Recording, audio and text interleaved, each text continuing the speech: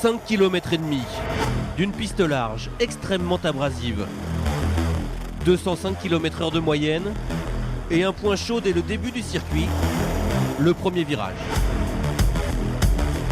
Sepang en Malaisie, c'est 15 virages. On est dans le virage numéro 1, c'est aussi 2 lignes droites énormes. 6e, 7e, plus de 300 km/h, 310, 320 km/h souvent avec le DRS ouvert. Freinage à peu près aux alentours de 100 mètres. On charge énormément en température, il faut être vraiment très délicat avec le pneu. Uniquement après le départ, vous aurez 2 lignes de Formule 1. La ligne intérieure, ligne extérieure, ils vont tous rentrer comme des malades dans le petit gauche qui suit pour essayer de faire la place. C'est assez confus, toutes les voitures sont un peu éparpillées sur toute la largeur de la piste pour terminer un peu comme dans un entonnoir. Donc il faut essayer de faire sa place au milieu du peloton et essayer de gagner des positions, quoi. 800 mètres, 22 secondes plus loin. Un S en descente puis en légère montée, révélateur de la qualité des monoplaces et du talent des pilotes. Les virages 5 et 6. Le juge de paix, c'est ici. Et c'est ce qui va être intéressant de suivre sur toutes les voitures, les grosses équipes comme les petites équipes. Normalement, ces 2 virages, c'est à fond absolu.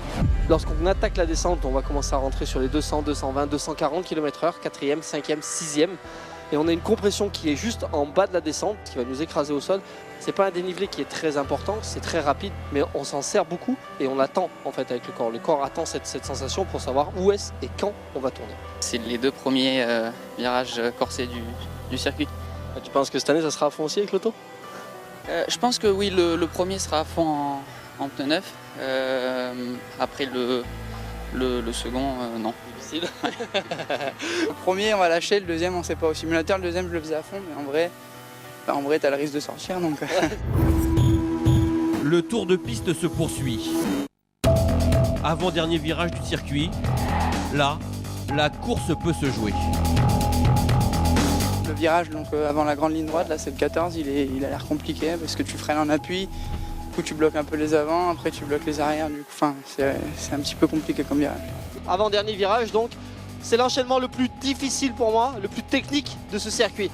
On va sortir dans un gauche-droite en appui, énormément de vitesse, fond de 6, beaucoup de compression.